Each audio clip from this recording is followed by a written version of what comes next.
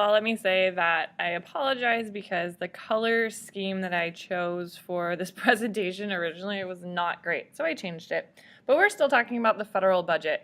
So in October of 2013, when President Barack Obama gave his budget proposal to Congress to approve, how does he even, and all of the staff who's involved in the budget making process, where do they get the proposals of $3.03 trillion in revenue and $3.77 trillion in expenditures? How do they figure that out? It's a concept called incrementalism. And what this basically means is it's a description of the budget process where the best predictor of this year's budget is last year's budget plus a little bit more, or an increment, hence incrementalism. It would be so rare if the budget proposal was lower than it had been the previous year. It's not like departments are going to request less money. In fact, they often are going to request much more. And so we can always sort of predict that the budget proposal is going to be last year's with an incremental increase. And the budget proposal is always going to be astronomical. Again, the proposal was that there would be $3.77 trillion worth of expenditures. So that's how much money the government would be spending. Part of this is because we have what are known as uncontrollable expenditures. And these are expenditures determined by how many eligible beneficiaries there are in a program or by previous obligations of the government that Congress therefore cannot easily control. And this actually makes up about 2/3 of the federal government. So for example, Social Security has been enacted and it guarantees that anyone over the age of 65 is going to receive a check from the government. And there's not a cap on how many people that is. It is whatever the total number of people is. So regardless of what the government can afford, reasonably afford to spend, there is going to be a designated number of people who are going to receive that. And those are uncontrollable. So no matter how much the government cuts back, the government can't decide, well, we're only going to give Social Security to the first 25,000 people who register or something like that. It is guaranteed that anyone eligible will receive that money. And so Social Security, Medicare, Medicaid, those are all programs that have been enacted that qualify as uncontrollable expenditures because they promise to spend money no matter how many people there are who qualify. And entitlements are other examples of uncontrollable expenditures, and entitlements are policies for which Congress has obligated itself to pay a certain level of benefits to a certain number of recipients. And X and Y are variables, and those numbers fluctuate. And more times than not, those numbers are going to increase. Therefore, the amount of expenditure is also going to increase. And as I said right here, Social Security and Medicare benefits are part of this.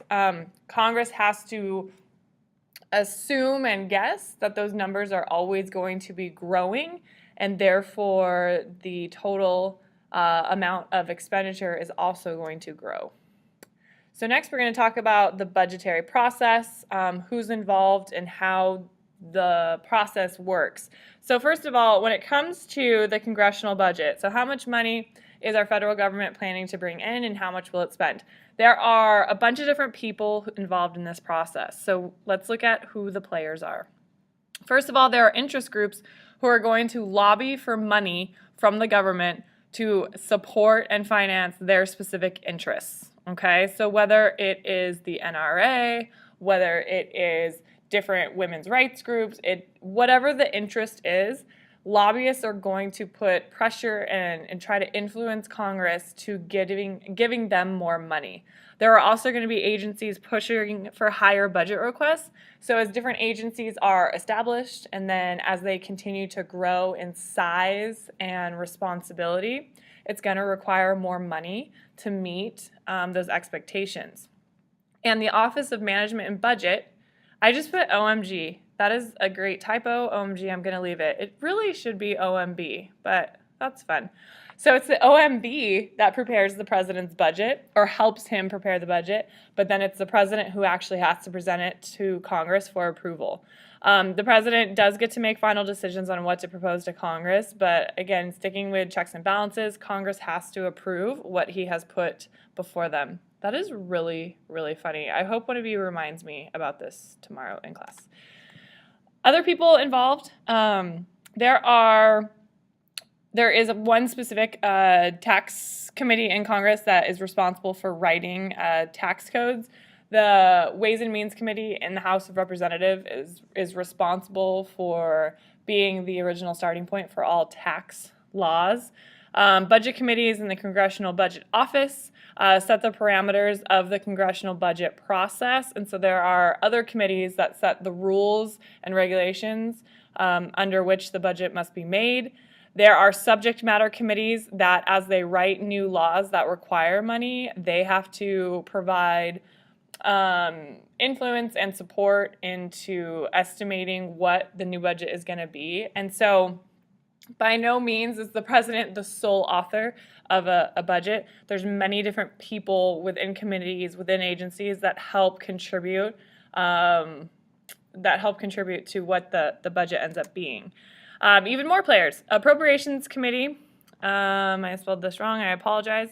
So appropriations committees decide who gets what, and then their subcommittees hold hearings on agencies' requests. Okay, so if an agency is like, you know what, our budget was too small last year, then they would have to attend and testify at a subcommittee hearing, and then the subcommittee would have to report to the Appropriations Committee and say, hey, this agency needs more money, they gave viable evidence, we need to make sure that they get an increase in their budget.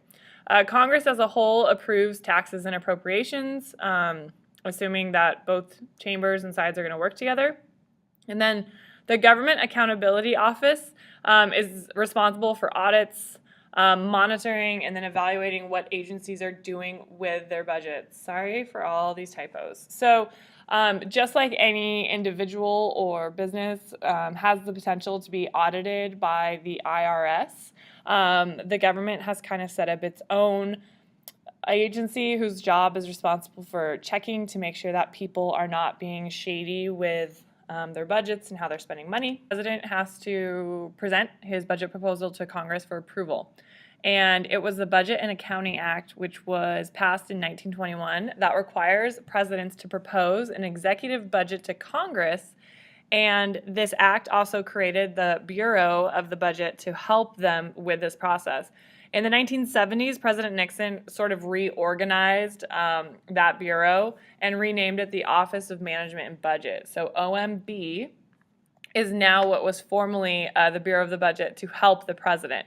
And again, this office is responsible for supervising the preparation of the budget, and the director of this office is actually someone who is handpicked, appointed by the president, and requires approval by the Senate.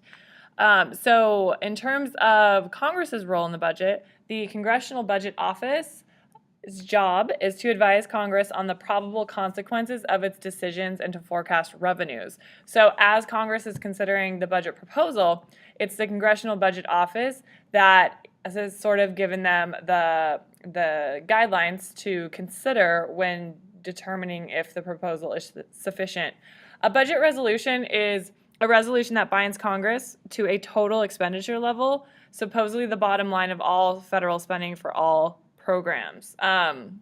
Whether or not this is the case, as we've seen in recent years, is up for debate. But in theory, this is what binds Congress to a total expenditure level.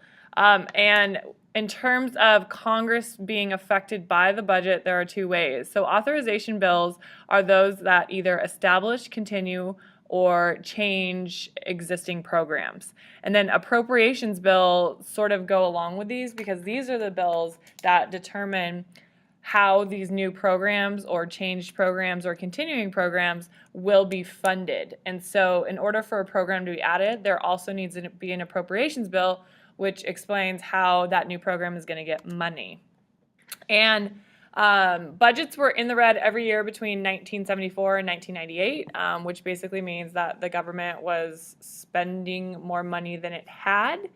And whenever Congress is faced with a budget proposal and cannot pass appropriations bill on time or cannot agree on the budget, they can agree on a continuing resolution, which basically allows agencies to keep spending whatever amount they spent last year, because Congress can't figure out where to make cuts in existing programs or budgets for existing agencies.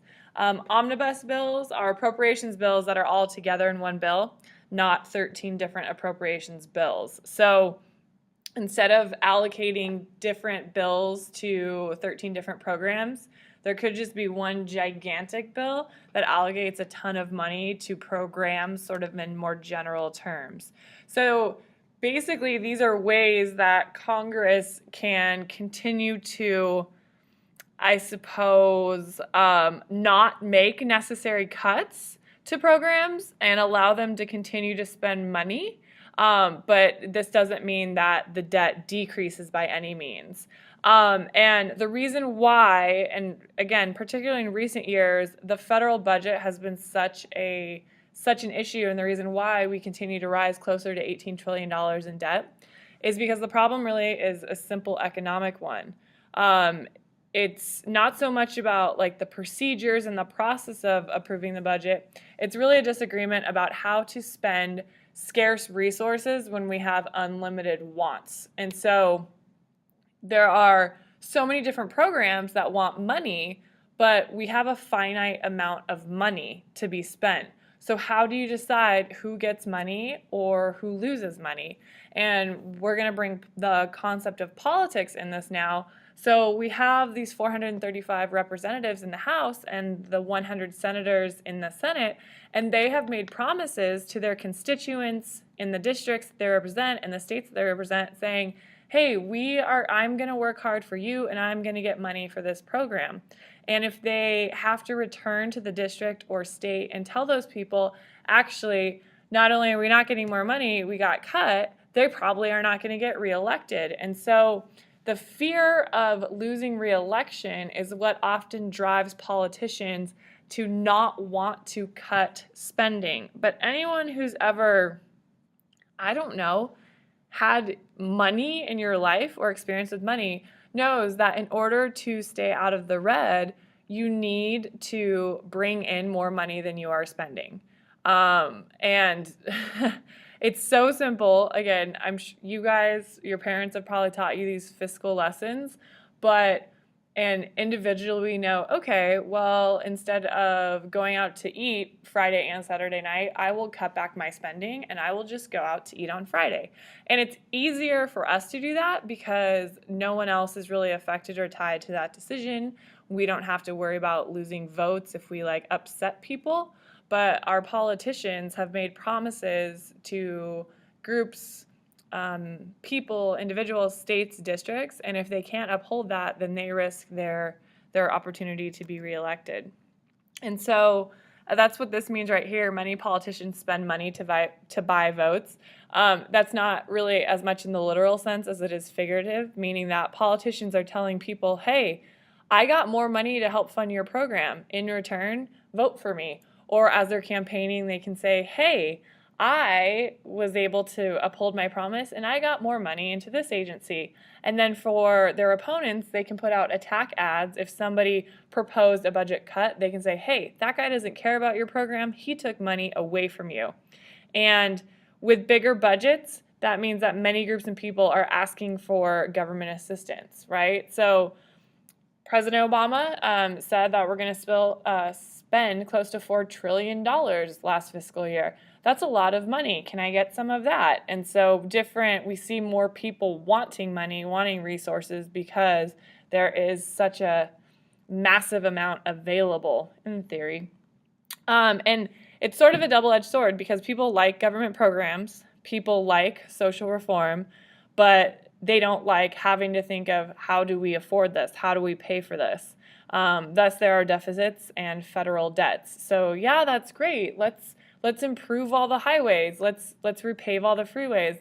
That sounds great, but that costs a lot of money, and people have a hard time figuring out how we're going to get that money. And really, it comes down to the fact that the bigger our government, the bigger our budget is going to be.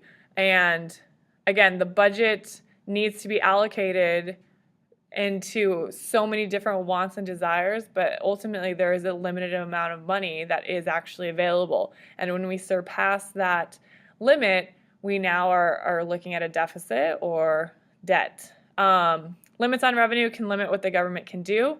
So, okay, we're not going to raise taxes, but the government then has less revenue, which means the government, in theory, can't spend as much money on different programs or in different places. And so it's really simple economics, but when you throw politics into the mix, it just really makes stuff so much more complicated. So to use my kind of silly analogy of, okay, so you realize you don't have enough money to go out to eat twice in a weekend. What do? You cut back, and no one else is affected by that. But I guess where politics can come involved is if you have a boyfriend or a girlfriend and they expect that you are going to have 2 dates each weekend.